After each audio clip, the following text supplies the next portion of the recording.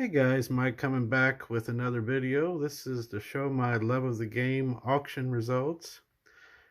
This one was there's a lot of great items in the auction as usual, but this one had an opportunity just because this one had a collection of Barney Pelty items direct from the family that's been in the family since either in his possession or his family since 1897. So these have been in the family in one form or another for 125 years or so. Um, it's really a once-in-a-lifetime opportunity to get these pieces, as the family put all these up for auction, and I tried to get as much as I could. Barney was born in 1880 in Farmington, Missouri. He played high school football and baseball.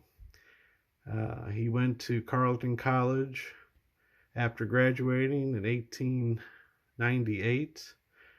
Then went on to the Blees Military Academy, where he pitched in 1899 and 1900. In 1902, he signed with the Nashville, the Southern Association, though he hurt his arm and he played catcher for him, which he didn't like, so he quit that team. He did come back and play with a semi-pro team named Cairo, and pitched there. In 1903, he played for the Cedar Rapids,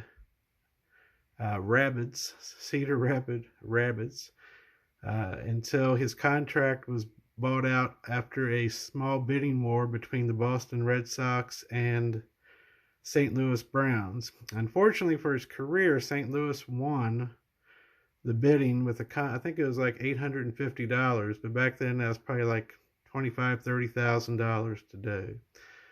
And so he played with the Browns, had a good career. He played on a bad team. He played in, I think it was around 200 games, a little over 200 games. He threw 22 shutouts, but his team was shut out 35 times. He had a career 2.63 earned run average, which for Jewish pitchers, it still ranks as number one. Ahead of even Koufax is number 2 on the list. And like I said, he was a very good pitcher on a bad team for all those years. He stayed there from 1903 to 1911, and then they sent him to Washington, where and then eventually he retired from there. His stuff is very hard to find. Some cards are almost non-existent. Photos are almost non-existent. That's why when this came up, it was a huge deal. And the auction got a lot of action on it. So I tried to get as much as I could. He did pitch. He pitched the first game at Comiskey Park against, I think it was Ed Walsh, maybe was the Chicago pitcher, and he won. His first game of his career in 1903 was in August, as he came in late after playing the season with the Cedar Rapids, and he won his first game against the Red Sox.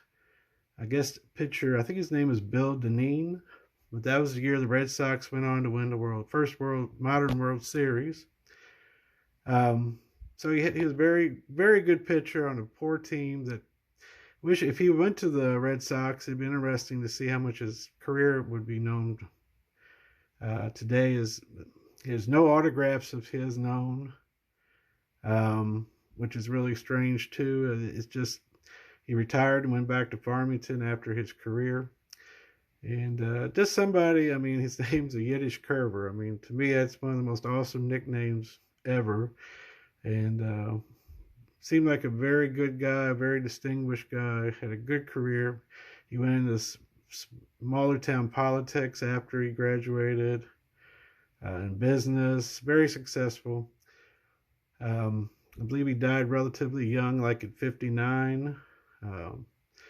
But this is somebody I've been very interested in since I've been collecting. And I started with Bench. I got into Hank a big time. I love Hank Greenberg, but I really found a soft spot for this guy too. So when this auction came up, it was like, gotta get as much as I can. So I'll get through. I got 4 pieces plus some scrapbooks to show you. I got his personal collection of scrapbooks. Some of the photos got huge money, and rightly so. But to me, the scrapbooks are the most personal items of all of it. And I just can't wait to. I thumbed through them and I marked a few pages. So I'll show you a few pages. I'm not going to go through all of it, it's just too much. One scrapbook has got like the whole 1907 season. So it's going to have articles about everything. So I can't wait to read that too. But to get started, we'll show the photos. This is the earliest one they had. This is a 1897 high school football photo. So he would have been 17 years old. I guess this was his high school team. And he's pretty distinctive. You can tell him in a picture. His hair's a little shaggy, I guess, being a teenager there. Just a great cabinet piece there. And moving on, this is a huge, I think the photo is 6 by 12. And photos of Pelty in his playing days are, like I said, I've got one that I got from an auction years ago. But actually, I think this is 1908. Yeah, this is 1908 with the St. Louis Browns.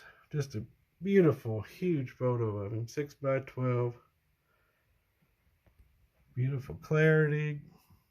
Still looks good.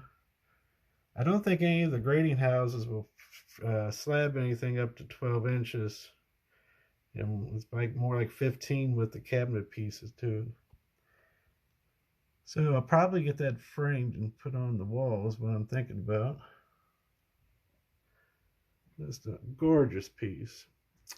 And this is a premium one from the 1910, maybe? 1908 to 1910, same time as that photograph. This was in the St. Louis Republic newspaper. And I assume they did one for every player for the Browns. And this lot had 3 of these on it. This is the nicest looking one. Beautiful picture. That's a nice 9 by 12 image. So I don't think I can get that slabbed either. And the 4th picture I got is a portrait from 1903.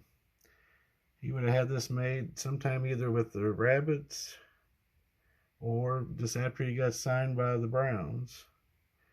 But this is beautiful.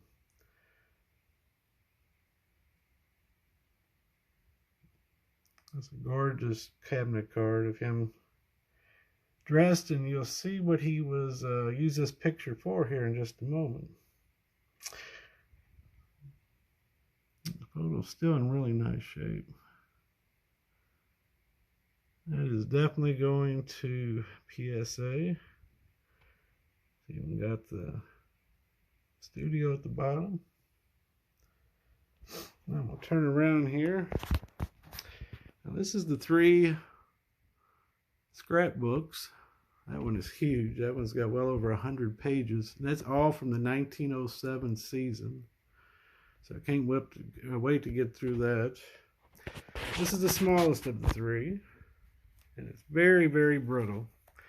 So the pages are falling apart. But just a neat one. It's got a nice picture of him there on the first page.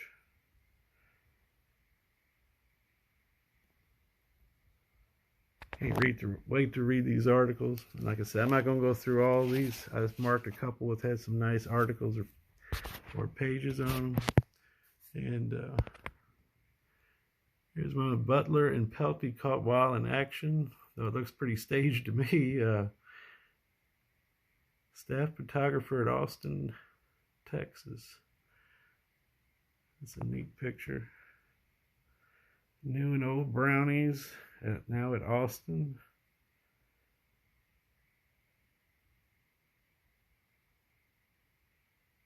Very cool. So that was pretty awesome. This one here, the 2nd scrapbook. And the 3rd is one, like I said, from the 1907 season. If you remember I'll show that in a moment. It's got some beautiful, nice pictures in here. This is start of the 1907 season. A picture of the Browns. And there's Pelty there and his sweater. I love that the old teams had team sweaters. I think that's so cool.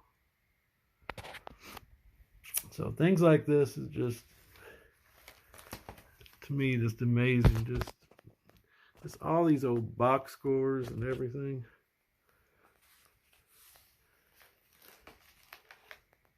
There's another nice picture of him.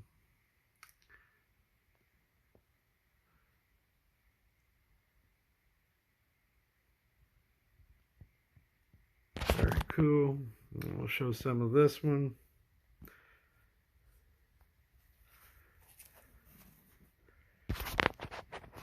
Now, one thing cool about this one is that it starts out with, essentially, this is his letter he sent to his teammates and owners saying he'll probably retire. So I'm going to have to read more of it to see if that was in fact an earlier year and he changed his mind, or if that was from his last year. It's so hard to turn these pages without getting in trouble damaging them, but... And if you remember that photo I showed you, the portrait, there it is, and that is he used that picture with his wife, who he met at Carleton College, for the announcement of their wedding in 1903. You want to read that? I'll stop it right there for a second.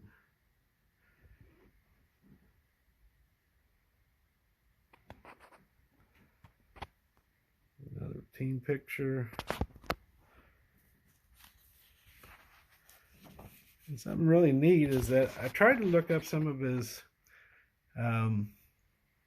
stats and stuff from the minor leagues for Cedar Rapids, and there's really nothing on there about it because they were like a low minor league team, and they were in the Indiana, Iowa, Illinois League, 3I League. But this one's got, apparently they started this scrapbook right when he started his career in 1903, and these are some box scores and standings from the Cedar Rapids Rabbits. And then there's an article they clipped out showing pitcher Pelty goes to St. Louis. Star of the league was sold this morning. Manager McAleer of the American League Club lays down the cash for his release, and the deal is closed. So that's where he got a box score of one of the games he pitched in.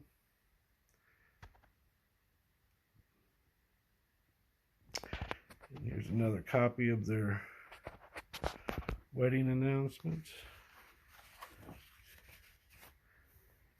And this one's got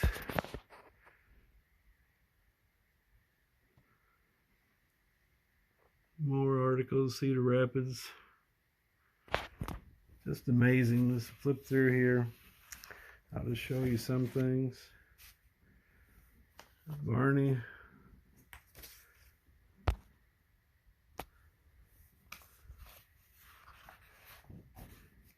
There's a leaf he had in the album. I'm sure there's some significance there. Though I don't know, of course.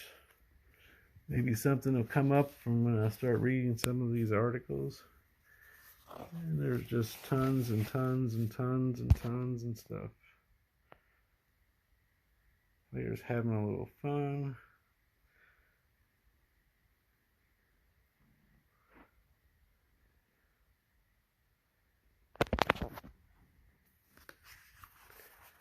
Just amazing.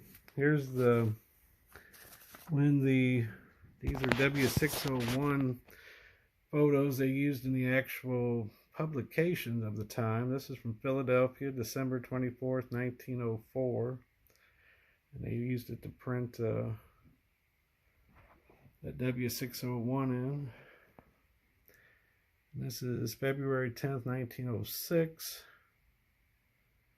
Pelty in the corner from 1905. They used it in this article. So, just amazing. 1906 team.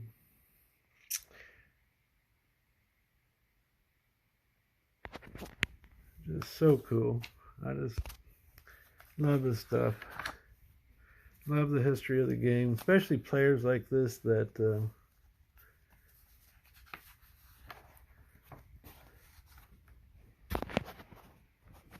gosh, look at all this stuff.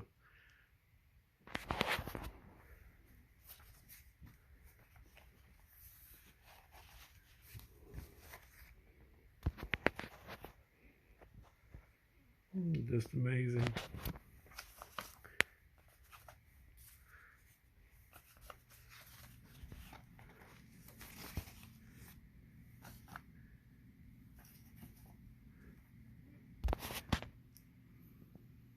Anyway, I'll just show you a little tad of what's in here, but it's going to be so much fun going through all this and seeing what's in there.